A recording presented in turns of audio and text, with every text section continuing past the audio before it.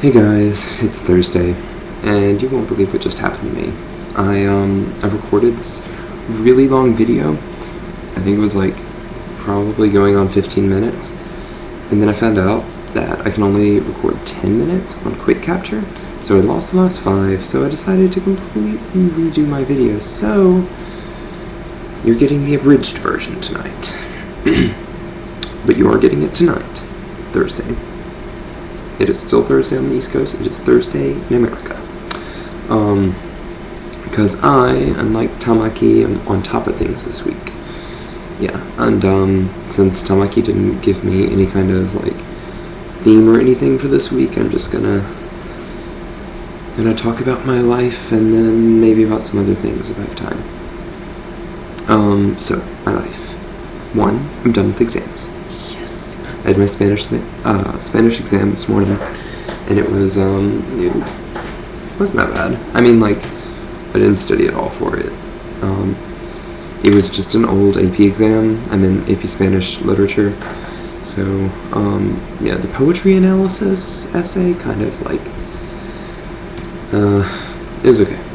I mean, I think I did pretty well on it actually, especially considering how almost no one else in the class has any idea what's going on at all, and they probably all made like 2s or something, so I think that helps me a little bit. But one way or another, my average in Spanish can take it. It can do it. Apart from being done with my exams, I also got into Georgetown University, my top choice college. I'm so excited. I'm like totally obsessed. Ever since Monday when I found out, I've been researching, and the more I do, the more perfect that college is. It is just so perfect.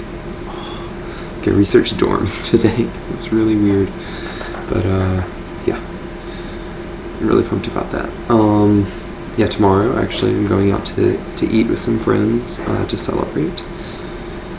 So yeah, I'm almost definitely going there, as far as I know. Let's see, what else? Well, in my really long blog I posted earlier, I talked about some things I did on this survey on Facebook called 16 Things About Me. Anyway, I'm just going to talk about one of them because I realized I have a lot to say about it, and that's languages and me. So, let's get one thing straight. I am only fluent in English, 1,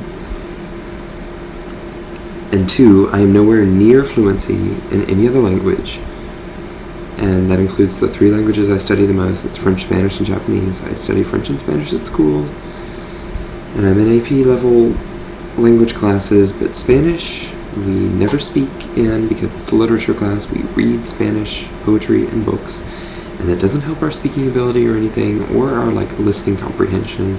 So basically I can read really rudimentary Spanish. French, I mean, like I'm pretty good, I guess, but I'm not fluent at all, because I still have a lot of trouble understanding native speakers, and I can't always fully express myself, and like I definitely can't read a newspaper like cover to cover in French and understand it all, because like that's how I define fluency, like being able to read a newspaper without a dictionary. I think that would pretty much qualify you as like native speaker fluency. So that leaves Japanese, and I watched this video in Japanese like an hour ago, and I understood maybe a third of it, because my Japanese really sucks right now, like really bad, and I really need to practice. So Fugugawa kids, I think we need to practice via video blog, or we could conference call or something, but since Tamaki doesn't want to do that, I don't know. Anyway, so that's, I mean, other than French, Spanish, and Japanese, where I have some proficiency, but I'm definitely not fluent, anywhere near fluent. I would even say good, really. Other than those 3 languages, I know like really rudimentary phrases in languages like Chinese and Hebrew and Arabic and stuff like, hello, my name is Hideki, and this is a book, and goodbye. So that's that. And I mean, the reason that people think I'm good at languages, because, sometimes I care, although most often I don't, especially when it comes to Spanish and French. Yeah, I mean, like, if you go to Europe, or Japan, or China, or, like, Africa is a really good example, bilingualism is just expected of you. It's no big deal if you're bilingual. Everyone's bilingual. Just about.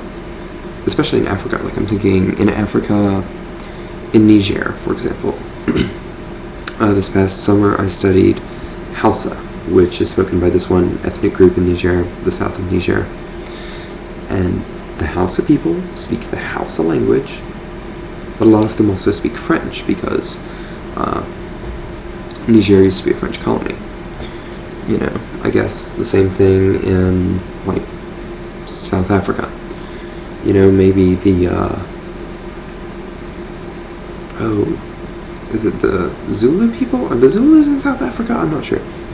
But, the ethnic groups there, a lot of them speak their, the language of their ethnic group, and then they'll also speak English. And that's just the way things are. In Europe, if you live in Switzerland, you speak multiple languages. You probably speak, like, French and Italian, or Italian and German, or German and French, or all three. Like, there's this Swiss kid in my French class, and he speaks, I believe, Italian, French, and English, all fluently, without an accent. So there you have it. I mean, bilingualism's only really a big deal here in America. Here in America, oh God, you speak another language? Oh, wow, you're so smart. Well, anywhere else, that would just be standard fare, or maybe, slightly distinguished, but really not that big a deal in the long run. So, I get really pissed when people are like, oh my God, Hideki, you're so good at languages. Because really, I'm not particularly talented or skilled. If I put the motivation that a lot of people put into learning languages, maybe I could be, fluent in something at this point, but I don't, because I'm lazy. And, I really don't think that learning languages for me is any easier than it is for the average person on the planet Earth. I don't say in America, because I think people in America are just so isolated from, like, other languages. Most of what we hear is English, that we really don't, our minds probably aren't as open to learning languages as people in other cultures, or in other countries, rather. So maybe that's our problem, because I know some people that just, like, don't get foreign languages, and I don't understand it, because, if you have trouble with French, in my opinion, that's really bad, because French is the closest language to English you could ever learn.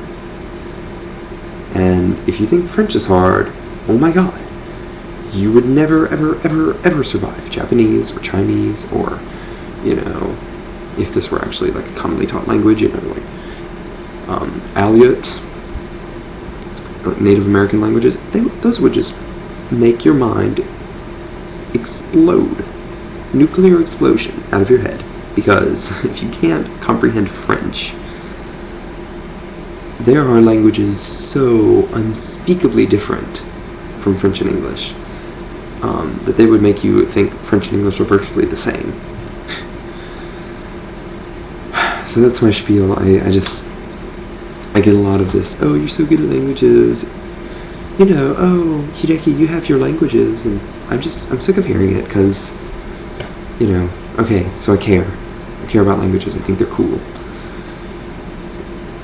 Anyway, I'm running low on time, so I'm gonna cut my spiel short there, and this is gonna be a really long video vlog, but I really hope you guys enjoy it, and I hope to see you guys next week. Time out.